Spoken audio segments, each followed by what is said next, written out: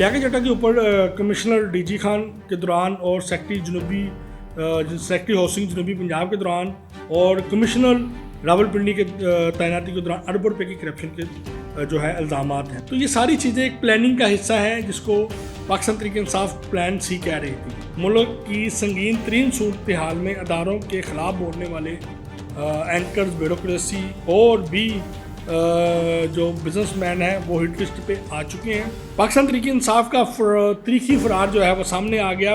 45 farm जो था वो जैली निकले।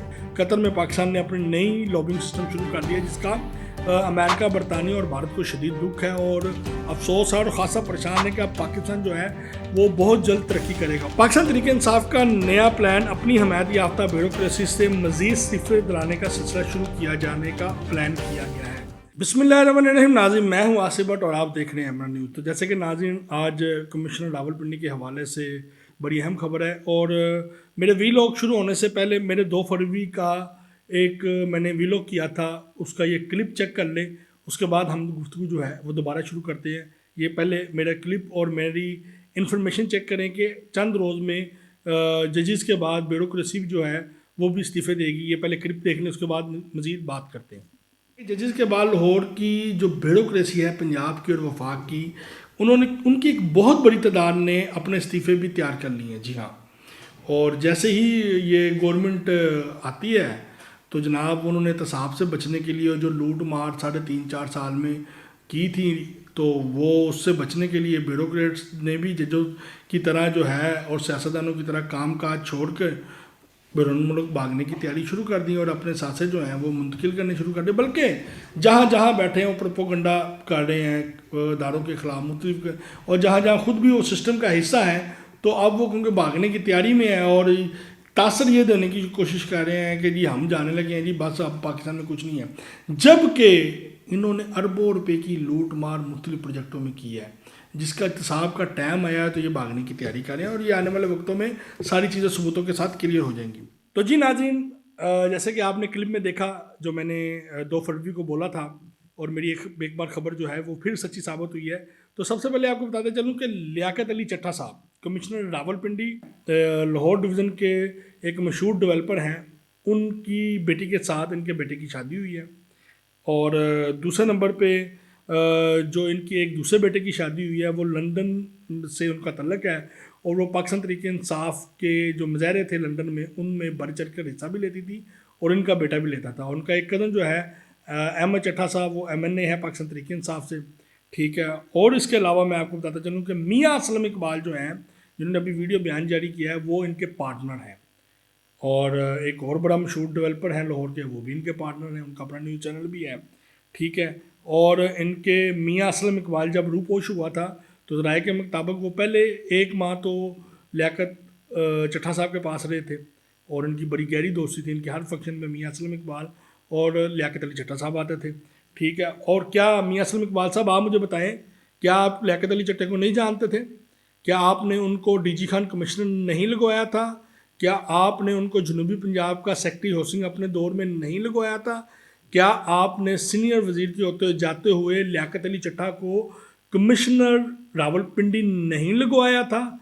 ये तमाम बातें, इसका जवाब जो है वो हम उसके मुंतज़र होंगे कि मियाँ असलम इकबाल साहब इस बात की तरदीद करेंगे कि वो लियाकत अली चट्टा को नहीं जानते और ना ही उनका कोई ऐसा तल्लक है। लेकिन लियाकत अली चट्टा और मियाँ असलम इकबाल बाज़ाब्ता तौर पे एक दोस्त के दरमियान पार्टनर हैं और रियल स्टेट में इनकी अच्छी खासी इन्वेस्टमेंट है, लाहौर, शेखुपुरा, ठीक है, और उसके साथ गुजरांवाला में और इसके साथ रावलपिंडी में और इसके साथ मुल्तान में भी। लियाकत चट्टा के ऊपर कमिश्नर डीजी खान के दौरान और सेक्रेटरी हाउसिंग जनूबी पंजाब के दौरान और कमिश्नर रावलपिंडी के तैनाती के दौरान अरबों रुपए की करप्शन के जो है इल्ज़ामात हैं और उनके सबूत भी मौजूद हैं कि इन्होंने किस तरीके से कैसे लोगों के साथ पार्टनरशिप की आड़ में कैसे पैसे कमाए और किस तरीके से सरकारी अमलाक को नुकसान पहुंचाया, रेवेन्यू को नुकसान पहुंचाया। वो सारी चीज़ें हम आपके साथ डिस्कस करेंगे।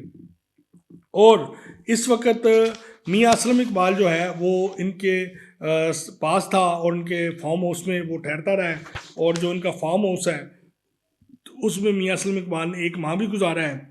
तो ये सारी चीज़ें एक प्लानिंग का हिस्सा है जिसको पाकिस्तान तहरीक इंसाफ प्लान सी कह रही थी कि जैसे ही इलेक्शन खत्म होंगे, अभी और भी हैं, ये भी आपको बताता चलूँ, अभी और भी ब्यूरोक्रेट ऐसे हैं जिनके रिश्तेदार शेखुपुरा में और कसूर में और मुख्तलिफ इलाकों में इलेक्शन लड़ रहे थे। अभी एक DCO है जो लिया में तैनात हैं, उनके भी अजीज़ जो हैं वो इलेक्शन लड़ चुके हुए हैं और काफ़ी चीज़ें अभी आपको मंजर-ए-आम पे आने वाली हैं।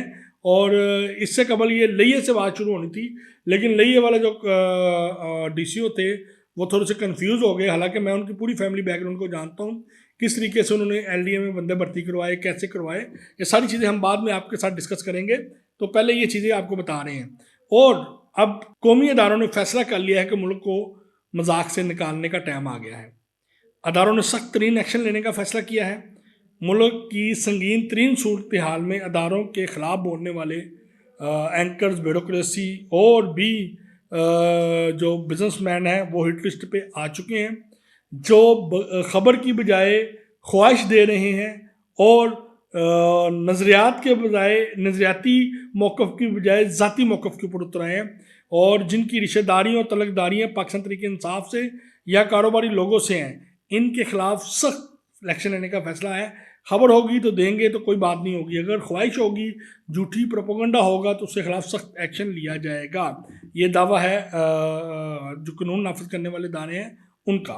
मुल्क की सूरत हाल पर आल पार्टी कॉन्फ्रेंस बुलाने का भी फैसला किया गया है, जिसमें मुस्लिम लीग नून, people party, Pakistan Tehreek Insaf, MKM, JUI, Jamaat Islami, ANP, बाप और काफ लीग समेत मुख्तलिफ पार्टियों के रहनुमा जो हैं वो शामिल होंगे और इसमें इलाकाई जो पार्टियाँ हैं उनकी भी नुमाइंदगी होगी। पाकिस्तान तहरीक इंसाफ का तरीकी फरार जो है वो सामने आ गया। 45 फार्म जो था वो जेली निकले और उसकी प्रिंटिंग भी सांदे के इलाके में ज़ुबैर नियाज़ी नामी एक MP के उम्मीदवार थे, उन्होंने करवाई थी। और जो लोग पकड़े गए हैं उनका भी ये कहना है कि ज़ुबैर नियाज़ी तौर पर, मुबीना तौर पे इस काम में मुलव्वस है। और इंसाफ किया जा रहा है कि इसमें जब इलेक्शन कमीशन ऑफ पाकिस्तान को पता चला कि एकदम 4-5 बजे फार्म 45 जो है वो तकसीम होने शुरू हो गए हैं, तो उन्होंने फौरी तौर पे 45 जो फार्म था उसको रोकने का सिलसिला शुरू कर दिया और रिज़ल्ट रोक के उन्होंने आखिर पे 47 फार्म रिलीज़ किया गया ताकि कोई कन्फ्यूजन ना हो। और जितने भी अभी तक 45 फार्म्स की वेरिफिकेशन हुई है वो तमाम के तमाम इस वक्त तक फेक निकले हैं। पाकिस्तान में इंटरनेशनल मीडिया की मुदाखलत, ख़ास तौर पे अमेरिका, बरतानिया और भारतीय मीडिया जो है वो मैदान में उतरा है। इमरान खान के हक़ में जो है वो गुफ्तगू शुरू हो गई, प्रोग्राम चलने शुरू हो गए। इनके पीछे आखिर मकसद क्या है? हाँ जी, मकसद ये है कि पाकिस्तान की रिजीम चेंज हो चुकी हुई है। रूस, चाइना, तुर्की, अरब अमारात, कतर में पाकिस्तान ने अपनी नई लॉबिंग सिस्टम शुरू कर दिया, जिसका अमेरिका, बरतानिया और भारत को शदीद दुख है और अफसोस है और ख़ासा परेशान है कि अब पाकिस्तान जो है वो बहुत जल्द तरक्की करेगा। और इंटरनेशनल मुदाखलत करके इंटरनेशनल खिलाड़ियों को पाकिस्तान की सियासत में घुसा दिया गया है ताकि पाकिस्तान के हालात मज़ीद ख़राब किए जाएँ। और इस हवाले से 2 अमेरिकन लॉबिंग कंपनी जो हैं वो मसलसल प्रोपेगेंडा कर रही हैं, प्लानिंग कर रही हैं, वीडियोज़ बना रही हैं, एडिटिंग कर रही हैं और लोगों को कन्वे किया जा रहा है। और ज़हन साजी का जो सिलसिला है वो पहले से कई गुना ज़्यादा तेज़ी से किया जा रहा है। और ये भी सुनने में आया कि जमामा फैमिली की तरफ से $5 करोड़ जो है वो अमेरिकन लॉबिंग कंपनी को देने का भी मुबीना तौर पे इंकशाफ हुआ है। पाकिस्तान तहरीक इंसाफ का नया प्लान अपनी हमायत याफ्ता ब्यूरोक्रेसी से मज़ीद सिफर दिलाने का सिलसिला शुरू किया जाने का प्लान किया गया है, जिसमें कई DCOs, कई RPO, कई डिप्टी कमिश्नर, कई डायरेक्टर्स वगैरह भी शामिल हैं और कई मुलाजमीन भी शामिल हैं। और इस हवाले से जो लिस्टें हैं वो तैयार कर ली गई हैं। मुस्लिम लीग नून ने भी बड़ा फैसला कर लिया। दीगर सियासी जमातों ने हुकूमत के लिए मुस्लिम लीग नून को मनाना शुरू कर दिया, जबकि मुस्लिम लीग नून का कहना है कि इन हालात में जो है हुकूमत नहीं हो सकती। जब आए रोज़ धरने या मुजाहरे होंगे और जब हमें काम नहीं करने दिया जाएगा तो हम इंटरनेशनल जो सरमायादार हैं, जो ममालिक के सरबराह हैं, उनको पाकिस्तान में कैसे बुलाएंगे। जब आए रोज़ धरना मुजाहरे होंगे और काम रुका होगा तो अवाम को क्या डिलीवर करेंगे, रिलीफ करेंगे। तो जो कानून नाफिज करने वाले इदारे हैं उन्होंने भी इस मीटिंग में शिरकत करने का फ़ैसला किया है और वो इसके हवाले से सख्ती से जो है अमल दरामद करवाने में लग चुके हैं। तो इसके साथ ही नाज़रीन अपने मेज़बान मोहम्मद आसिफ भट्ट को इजाज़त दें और हमारे TV चैनल को सब्सक्राइब करना ना भूलें। पाकिस्तान जिंदाबाद।